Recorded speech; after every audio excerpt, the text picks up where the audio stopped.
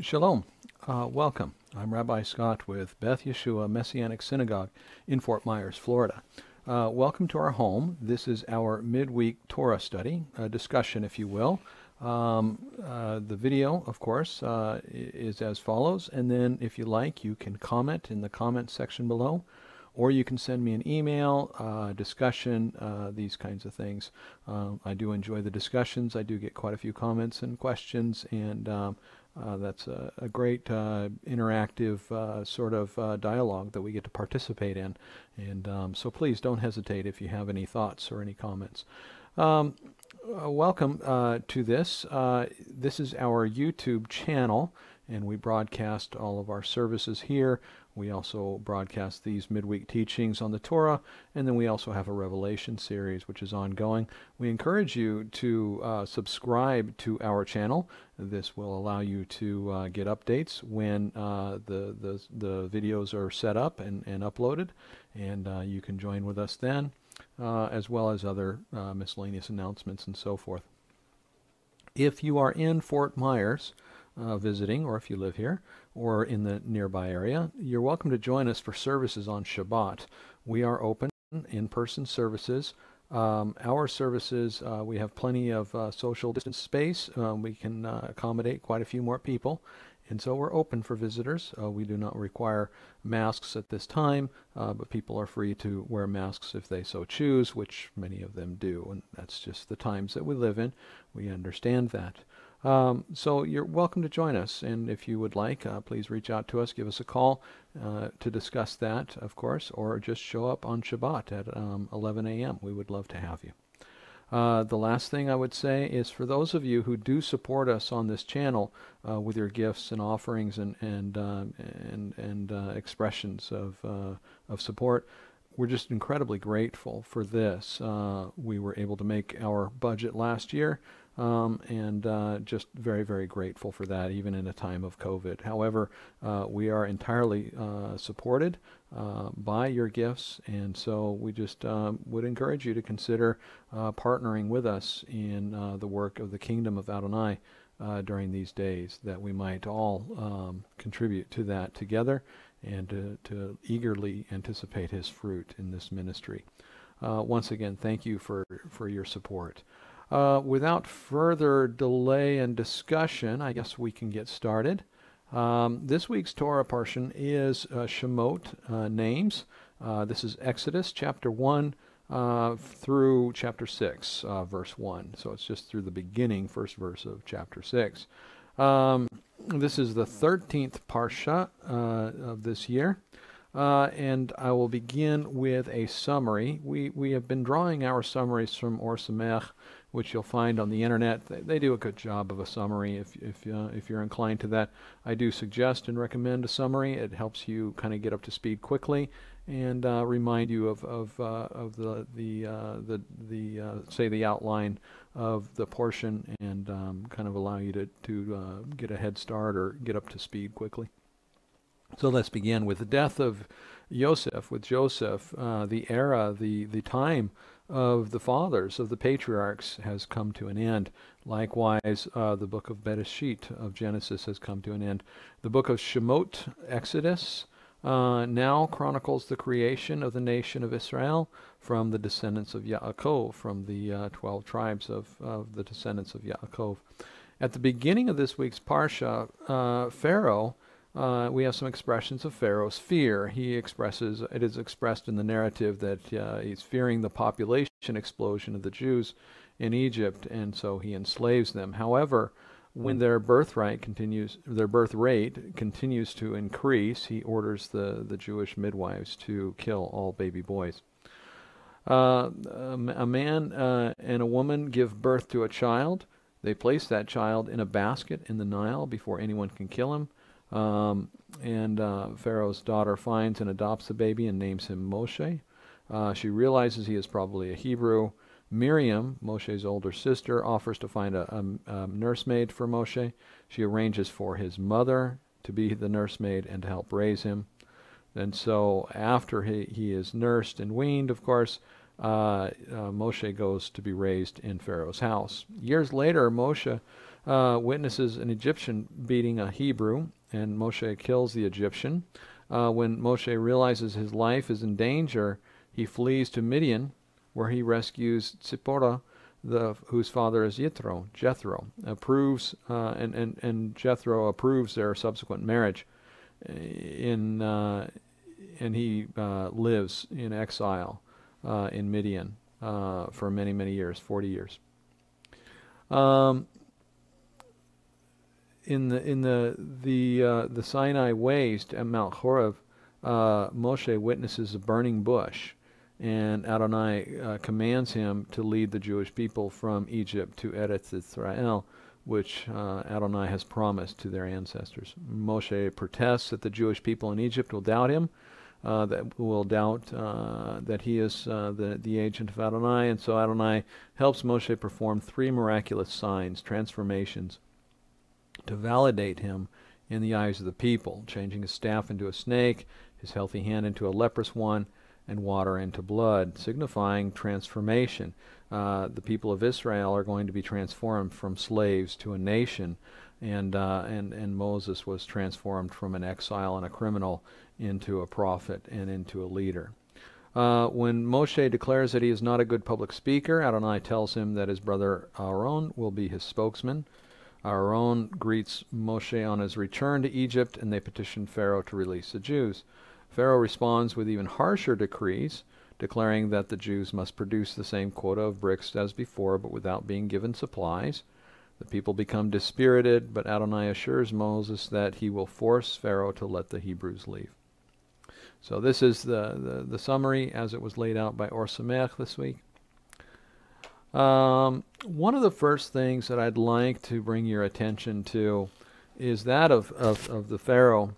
It says that Pharaoh came against the people of Israel, verse 13, and we have this of chapter 1. They worked them harshly, and they made their lives bitter with hard labor, with mortar and brick, doing all sorts of work in the fields. In all their labors they worked them with cruelty. Notice the mortar and the brick. This ought to pop up in our minds as these echoes do. I call them echoes.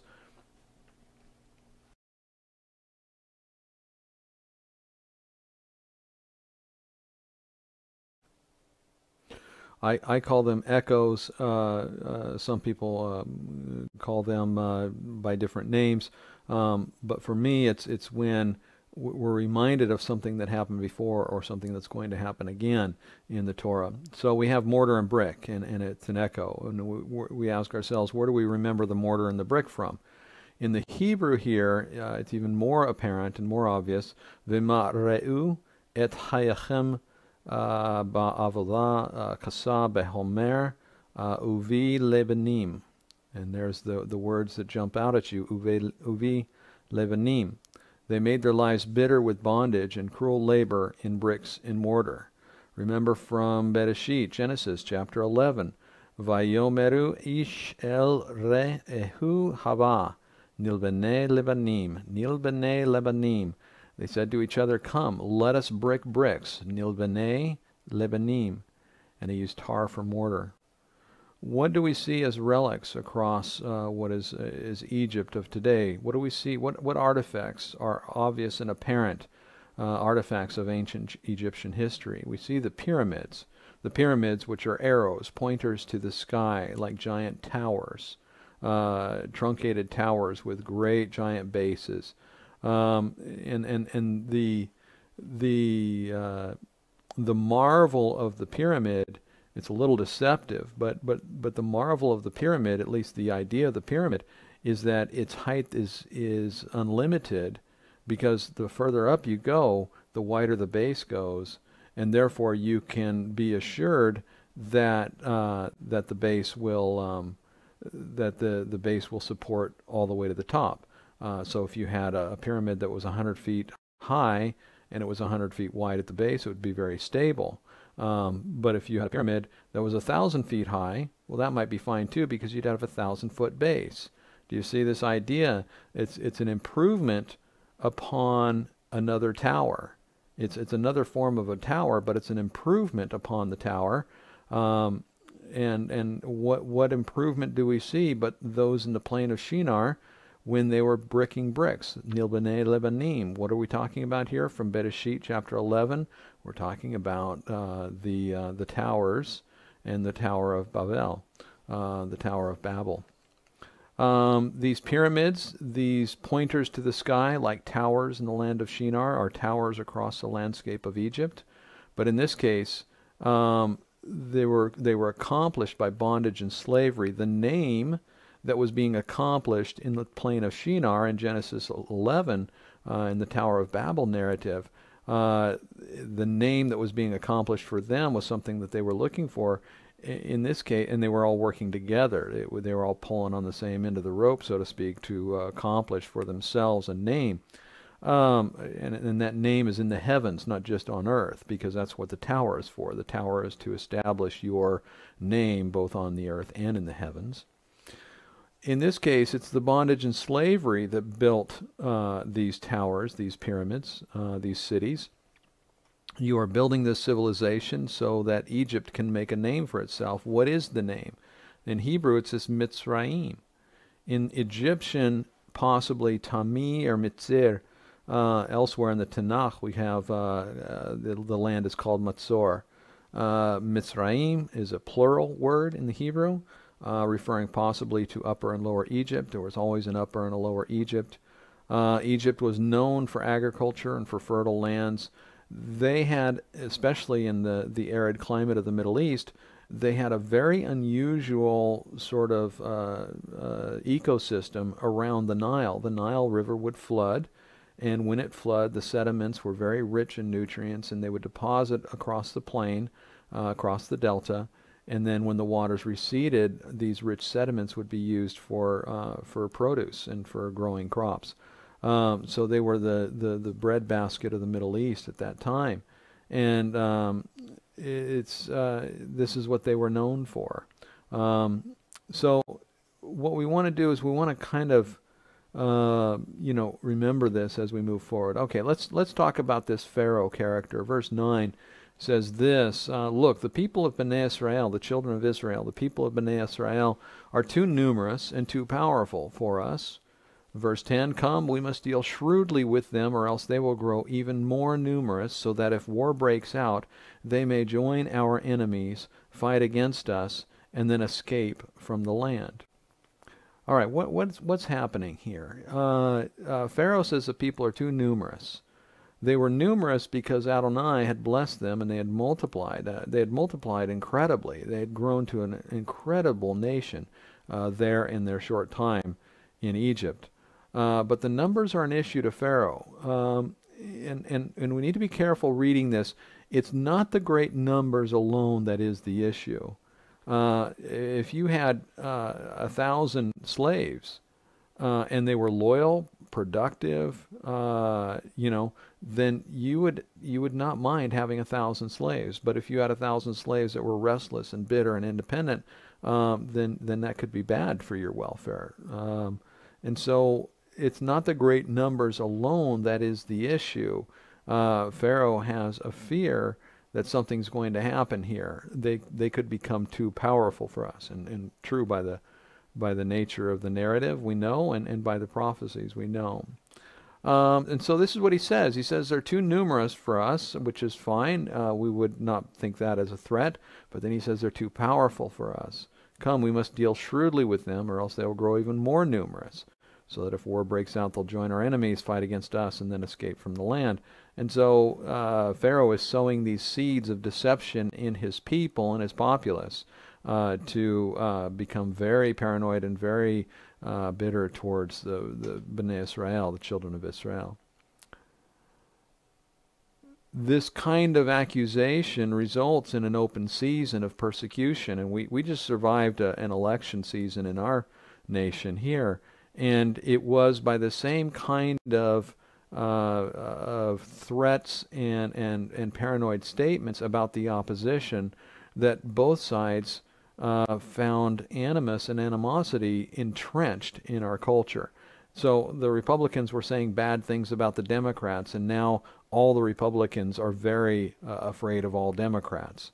Likewise, the Democrats say bad things about the Republicans, and now that seed of deception sows, excuse me, sows fear into the hearts of the Democrats, and the Democrats then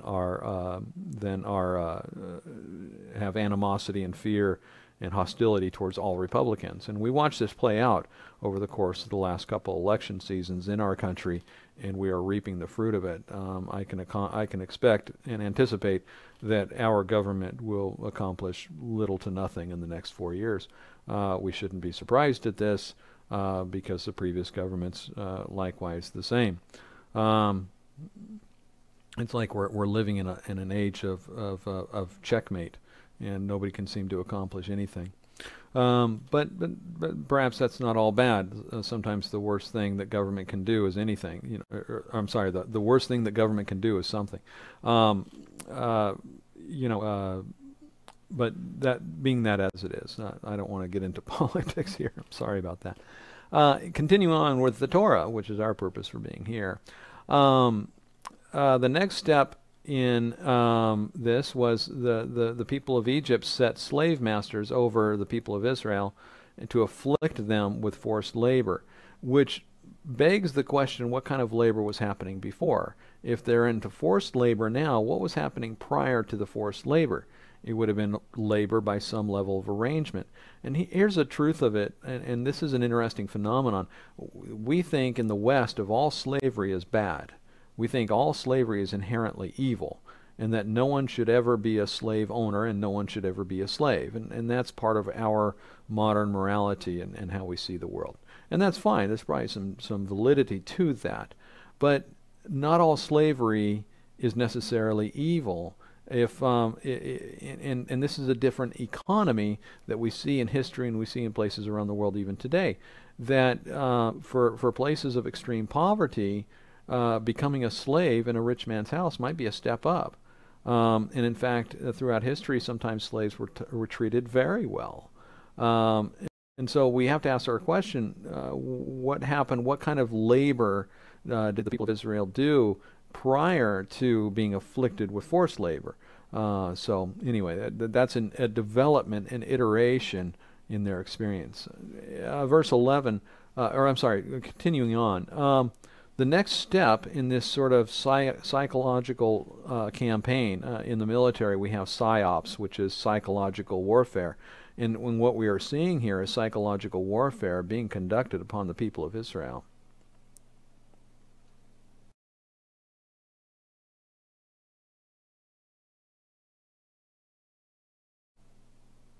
What we are seeing is psychological warfare being conducted upon the people of Israel. The next step in this horrific abuse was the midwives are charged with killing any male child born of Israel. Of course, the midwives avoided this and found ways not to kill the male babies. So Adonai blessed the midwives. We read this. And then we arrive at this.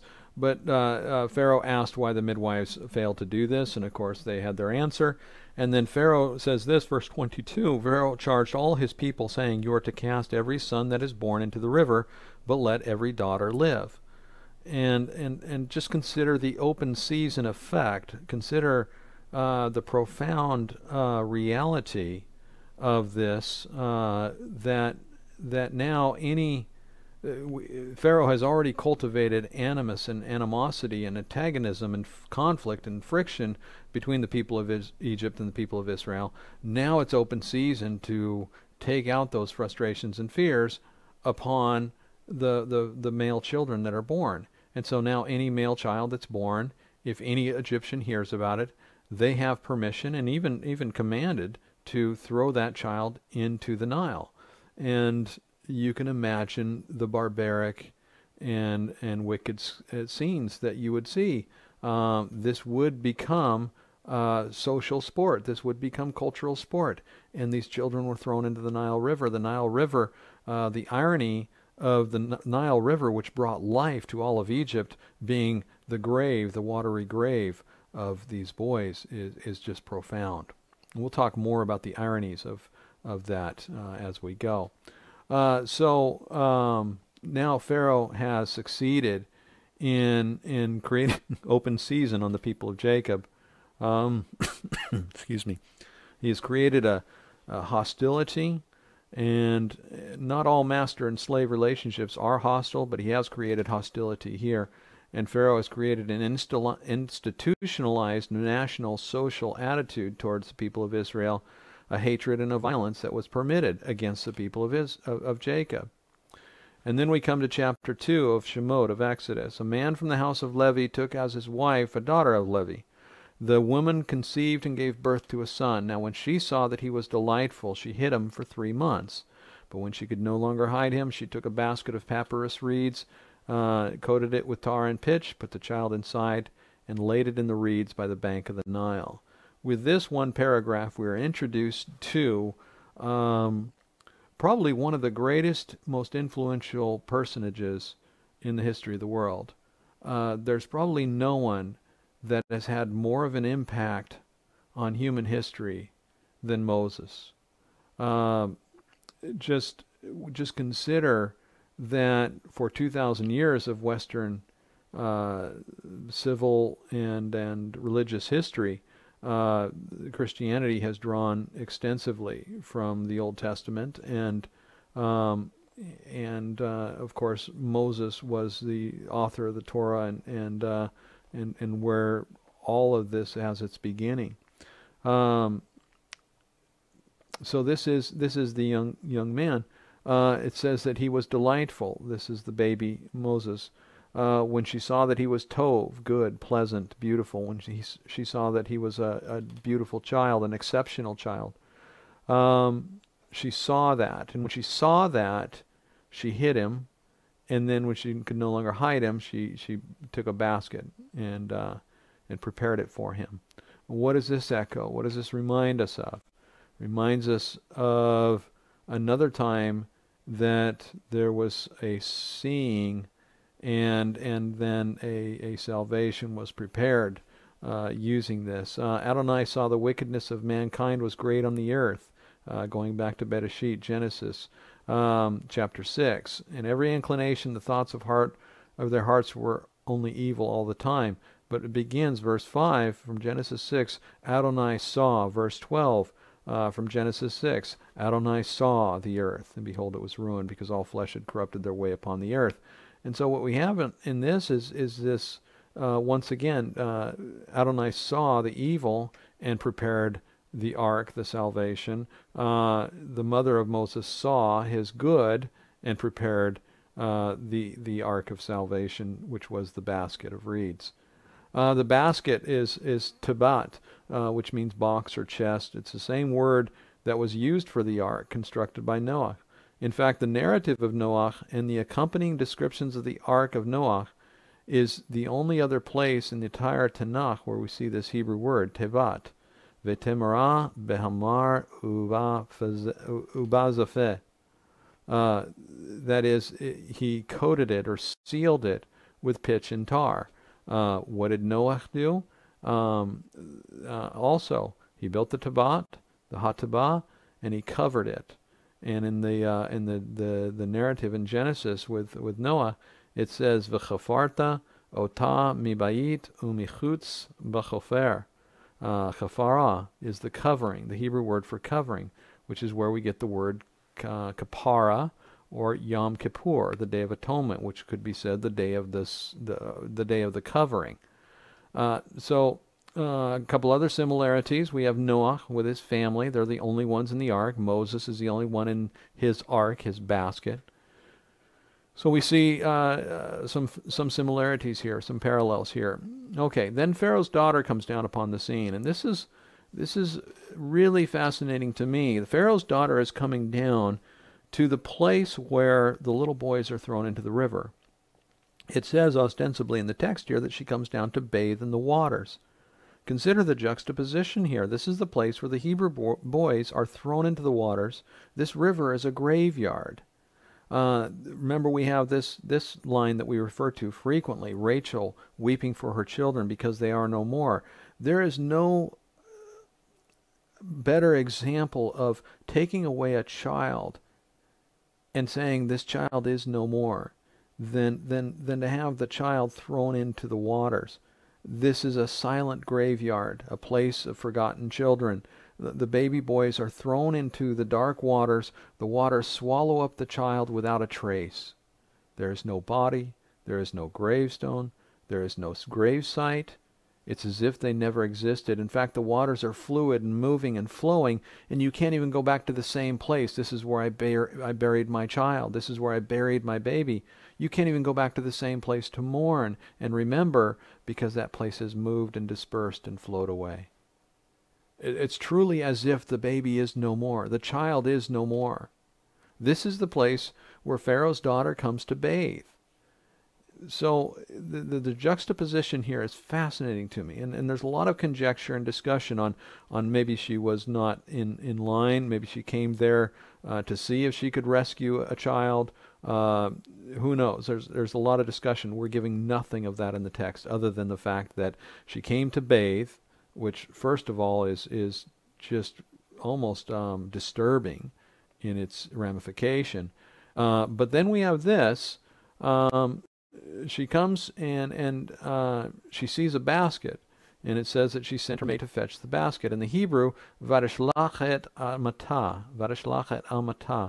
In Talmud, in Soda 12b, we read of a discussion about whether this should be translated handmaiden. In other words, she sent her maid to fetch it, varishlachet amata, or is it forearm?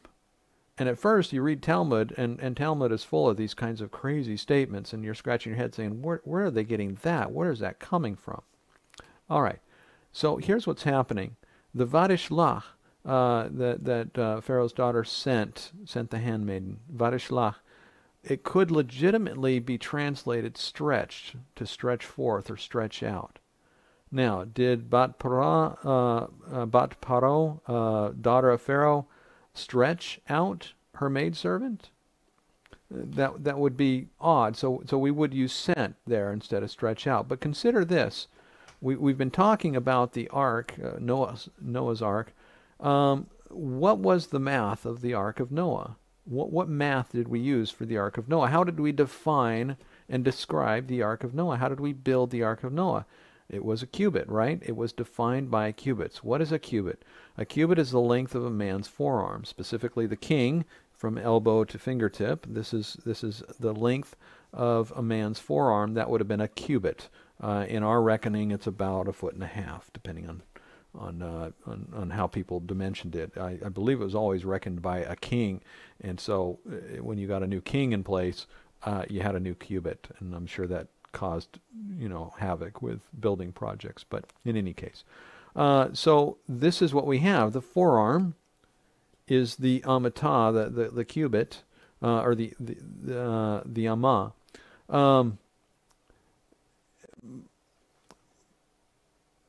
This is how we describe the dimensions of the ark. Okay, Moses is saved by a woman who is described as sending forth or stretching out her amata. Her amata. The amma means cubit. The amata could be colloquial or linguistically, phonetically related to amata, which brings us to varishlach et amata. She sent forth her amata. Amma means cubit, which is the length of a man's arm. Therefore, colloquially, it could be rendered, she sent forth her arm. It would be like me saying, I walked many feet to get to my destination. I walked many feet to get to my destination. Well, some of you are thinking, okay, how many feet? 300 feet, 500 feet, 1,000 feet? He walked some number of feet. It's a distance. It's a measure of distance. But it's also a play on words. Feet is how I walked. I walk on my feet. I walked many feet to get to my destination. I'm saying that I traveled a certain distance, but I also use the word feet, which means walking. So it's feet distance or it's feet steps. I traveled many feet steps. This is similar to the linguistic understanding that is to be gained in studying the Torah and in the Tanakh generally. So we find there is something to be gained in consideration of amma and amata, the addition of the tav. Amma to amata with the addition of the tav. The tav is said to mean a mark or sign, the letter, the Hebrew letter tav. In other places, we see the Yamah used as a description and design of the Ark of the Tablets, and in the description and the design of the Mishkan. So once again, we have a special place of salvation, a special carved out place, the basket for the baby Moses, the ark for Noah and his family, and the Mishkan as well. We also have this, Jeremiah chapter 32. Ah, my Lord Adonai, behold, you have made the heavens and the earth by your great power and your outstretched arm. Nothing is too difficult for you. You are the one doing mercy to thousands, repaying the iniquity of the fathers into the lap of the children after them. Great mighty Adonai Tzvaot is his name. And from Isaiah 59, behold, Adonai's hand is not too short to save, nor his ear too dull to hear.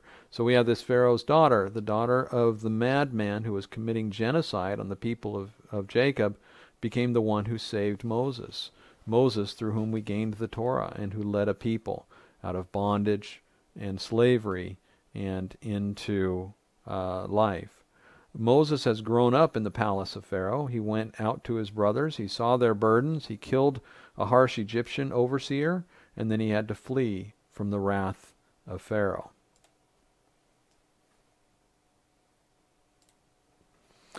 So, sorry about that, a little technical adjustment there. So Moses has grown up in the palace of Pharaoh.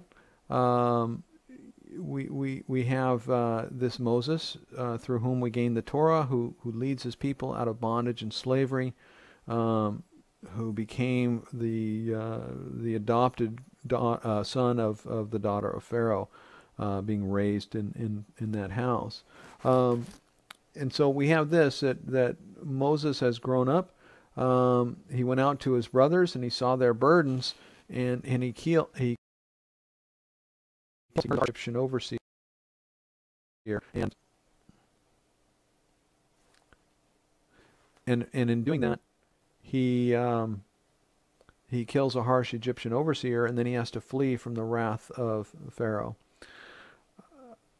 Moses settles in the land of Midian, and there he marries a daughter of Jethro, who was a priest of Midian, and there he lives for 40 years. And we have this final line from chapter 2. Now it came about in the course of many days that the king of Egypt died. Bnei Israel groaned because of their slavery. They cried out, and their cry from slavery went up to God. God heard their sobbing and remembered his covenant with Abraham, Isaac, and Jacob. God saw Bnei Israel, and he was concerned about them. Not that he remembered because he had forgotten, but he remembered as in it was his consideration. He thought upon them. He remembered, and he thought, he dwelled upon them. Notice that Adonai here in this, that is Adonai, the Yud He Vav He. In our tradition, I used Adonai instead of other versions. Some people will use Hashem instead of the Yud He Vav He. There are other pronunciations of Yud He Vav He, but rather than get the expressed name of Adonai wrong, I replace it with Adonai, and that's what I have chosen to do. This is what we're speaking of, though, specifically, is the Yud He Vav He in the text. Notice that the Yud He Vav He has not been referred to since Genesis chapter 49 until we get to this verse. Excuse me. In Genesis chapter 49, we have one reference to Adonai, and then previous to that, and this is at the Jacob's blessing to his sons, when he blesses one of his sons, he invokes the name of Adonai, and that's the Yud He Vav He, express name of Adonai. Previous to that, it had not been heard from since all the way back to Genesis 39. So there are 50 chapters in Genesis, and we went 10 chapters there without referring to the name of Adonai, the Yud He Vav He. This is the last time we heard the name of Adonai, the Yud He Vav He. From chapter 39, verse 21, Adonai was with Joseph and extended kindness to him and gave him favor in the eyes of the commander of the prison. Adonai was with him, and Adonai made whatever he did successful. Adonai was with him. This is what we read. And then the name of Adonai, the Yud He Vav He, goes silent until the blessing. We don't have any other references to the Yud He Vav He until the blessing of Dan in chapter 49, when Jacob blesses Dan, one of his sons, and this is what he says in 49 verse 18, Lishi atacha hivti Adonai, for your salvation I have waited, Adonai. And then we don't have any references after that until we come to Exodus chapter 3, when Adonai reveals himself to Moses at the burning bush at Mount Horeb. It's as if Adonai is from the time Joseph is extracted from the pit in Egypt until he calls to Moses from the bush. Now the pit I'm referring to is the pit, the prison. There was a pit in the land where he was sold to the Ishmaelites and sent off into slavery. But I'm not speaking of that. I'm speaking of when Joseph was extracted from the prison. We don't see the name, the Yud He Vav He, referenced until the blessing of Dan one time, and that's when it says this. It says, for your salvation I have waited, Adonai. And then again it goes silent for probably anywhere from 90 to 120 years, something like that. It's silent from the time of that until it's invoked here with Moses. There's no revelation. The name of Adonai is silent. There's no revelation. There's no communication. Not since the gap between Seth and Noah. Nothing but silence from the name. Abraham, Isaac, and Jacob all had interactions fairly regularly throughout their life, and regularly in the text, absolutely, with the name, the Yud He Vav He, what we would say the Adonai. But here we see an obvious gap, an obvious silence. Now do you see the terror and the horror of Abraham's dream in chapter 15 of Bereshit? Do we see how significant it was that Adonai appeared to Moses at Horeb at the burning bush? And now we see how crucial the name, the Yud He Vav He, the name of Adonai is. From Shemot chapter 3, verse 2, then the angel of Adonai appeared to him in a flame of fire from within a bush. So he looked and he saw the bush burning with fire, yet it was not consumed. Moses thought, I will go now, and I will see this great sight. Why is the bush not burnt? When Adonai saw, and here we have another saw, when Adonai saw that he turned to look, he called to him out of the midst of the bush, and he said, Moses, Moses. And Moses answers, Hineni. What is that? That's the way that Abraham answered Adonai when Adonai called to him for the sacrifice of his son. Hineni, here I am. It's how Abraham answered his son Isaac as they were walking up the mountain. And Isaac cried out to his father, and he said, my father. Hineni, Abraham answered, and so forth. And we see that Hineni again and again. Verse 13, Moses says to Adonai, suppose I go to Bnei Israel, and I say to them, the God of your fathers has sent me to you, and they ask me, what is his name? What should I say to them? We're going to work this out. Your name has been absent from our culture. Your name has been absent from our experience for maybe 110 or 120 years. And previous to that, for a long time, going all the way back early into Joseph's life before the famine. And they say, what is this one's name? Verse 14, we are in chapter 3 of Exodus. Verse 14, Adonai answered Moses and said, I am who I am. Then he said, you are to say to Bnei Israel, I am has sent me to you. Adonai also said to Moses, you are to say to Bnei Israel, Adonai, the God of your fathers, the God of Abraham, Isaac, and Jacob, has sent me to you. This is my name forever, and the name by which I should be remembered from generation to generation.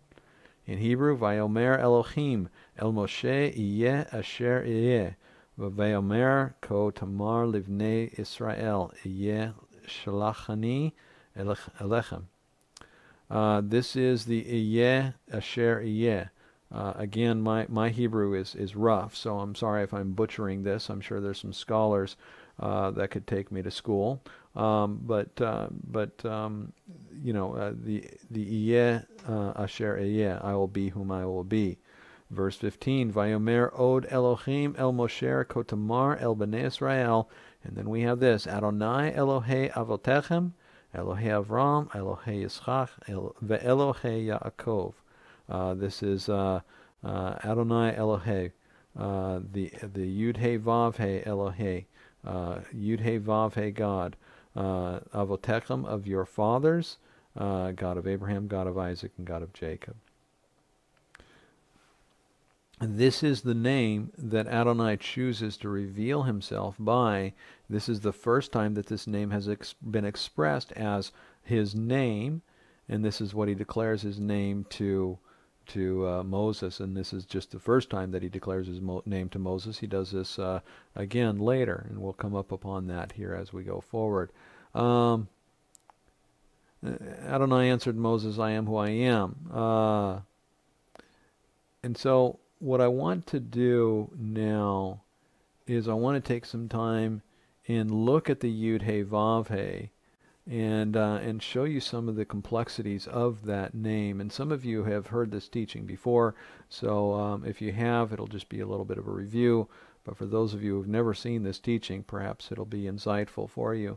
So I'm going to make some changes on my screen, and we're going to try to do something a little different this evening. As we go here, and then we go there, and we go.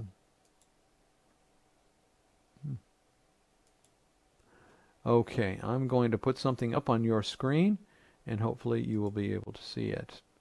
All right, what you see on your screen, hopefully this is a good font, and you can see it quite well enough.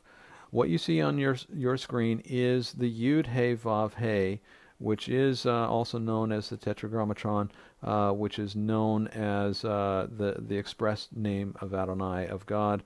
Some people pronounce this Hashem, which is the name. Some people pronounce this Adonai, as you hear me say often. Other people choose to pronounce it in different ways. I am careful to not want to pronounce it because I don't want to pronounce it wrong. And I don't think we have a lot of confidence on how to pronounce it, so I'd rather not say it wrong. Although, of course, we say Yeshua, and we're hoping that that's correct pronunciation. We're relatively confident it is. But because we have lost all the vowels for the vowel points, the nikud for the Yud He Vav He, we're not exactly sure on how it's pronounced. So that being said, however, I want to walk through something with you that is a linguistic phenomenon that is in the text of the Yud He Vav He. On your screen, you should see 3 words. This is the He Vav He. This is the He Yud He. And then this is the Yud He Yud He. 3 Hebrew words using the same letters, which is this is the He and the He. Here's a Vav, and this is He, and here's a Yud. And here's a Yud and a Yud and a He and a He. So we're using the same 3 letters, this He, Vav, and Yud, again in different combinations. He, Vav, He, Yud, He, and Yud, He, Yud, He. In the Hebrew, these 3 words, the He Vav He is Hoveh, the He Yud He is Hayah, and the Yud He is the Yeh. 3 different words that you can see. All right.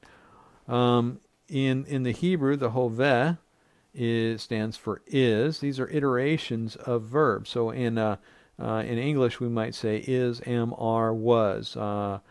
He is going to the store, he went to the store, he will go to the store, he was going to the store, and so forth. We would take these different verb tenses and conjugations of verbs in order to describe nouns and verbs.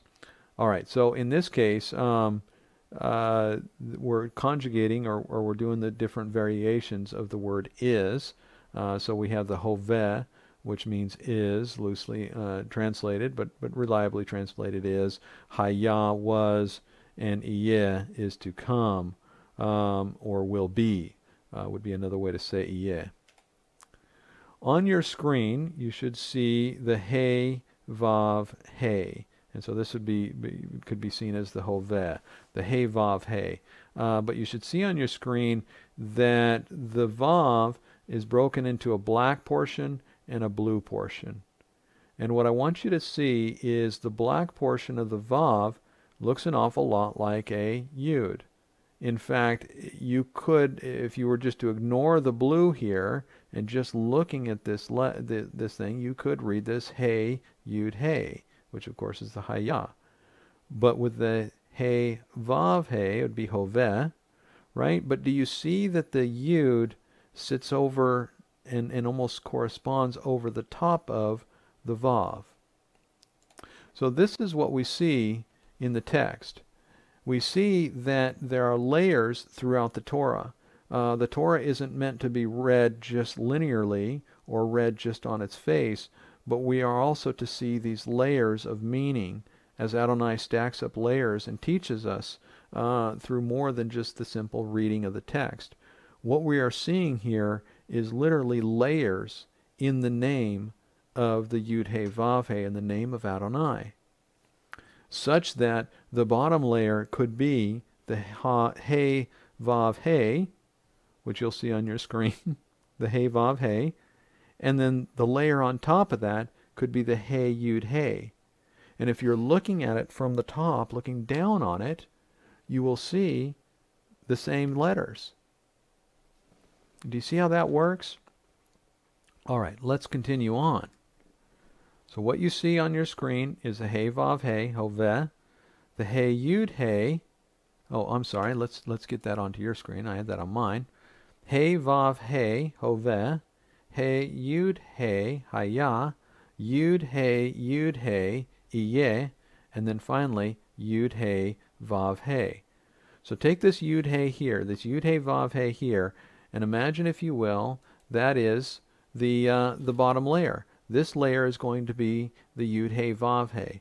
And we're going to take on top of that and stack the Yud He Yud He. And so as you see it on your screen, the Yud He stacks right on top of the Yud He Vav He. And then I want you to visualize stacking on top of that is the Hayah, the He Yod He, He Yud He, which is right here.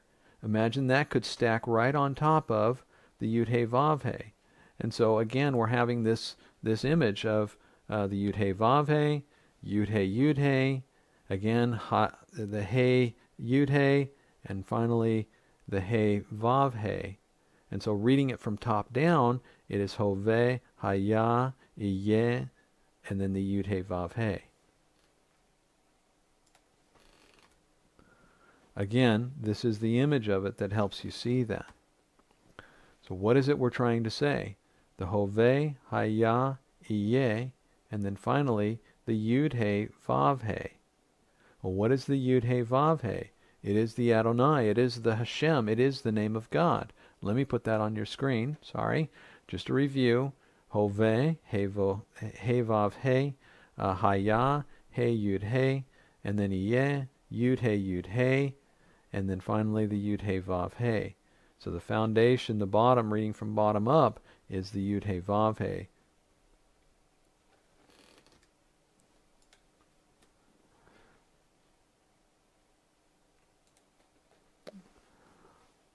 So what is it that I'm saying?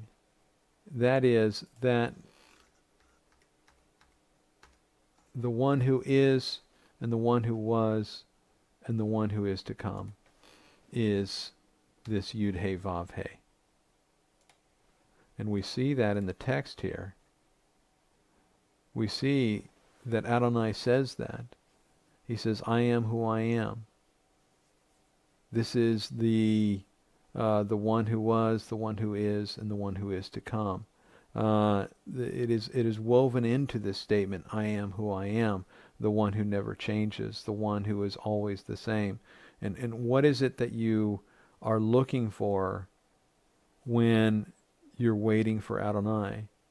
Do you want Adonai to change his mind, or do you want Adonai to be what he has always been? See, once again, we talked about this. The last time we heard from the name of Adonai, um, was this phenomenon of of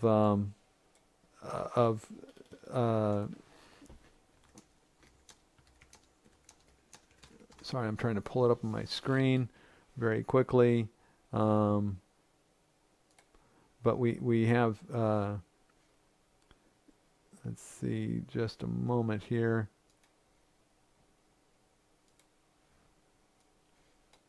The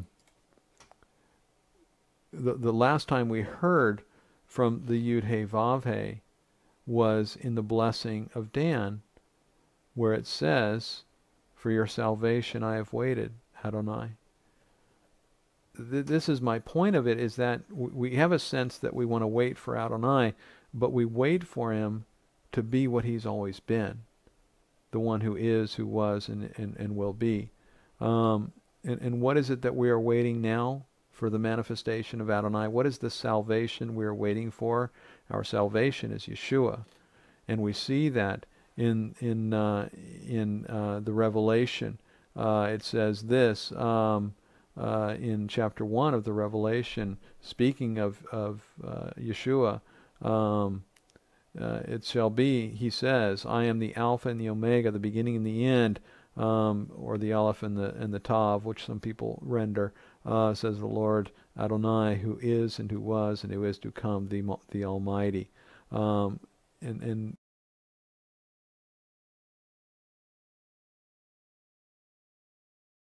is about that. We are waiting for this manifestation of Yeshua. We're waiting for him to reveal himself in his salvation. There's no question that we who know Yeshua need to be saved and delivered from this life and from this world.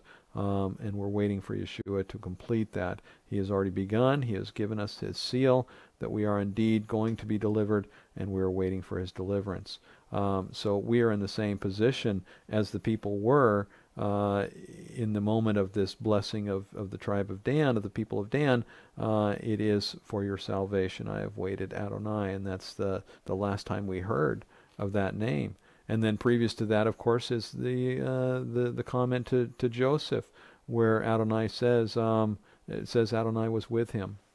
Yes, Adonai is with us, and we're eager for that, and we cling to that, we hold to that, but we're eager to see his return and his salvation, and we see his salvation even forecasted in his very name, the Yud He Vav He, when he says, the one who is, the one who was, and the one who will always be. That'll conclude our study this week. Thank you so much for joining me. May Adonai bless you this week. Please reach out if you have any comments or questions, if there's anything that you need. Look forward to speaking with you. And until next time, may Adonai be with you and bless you, and be the sun on your right hand and the shade on your left. And may Adonai guard your going out and your coming in, both now and forevermore. Shalom, shalom, and blessings.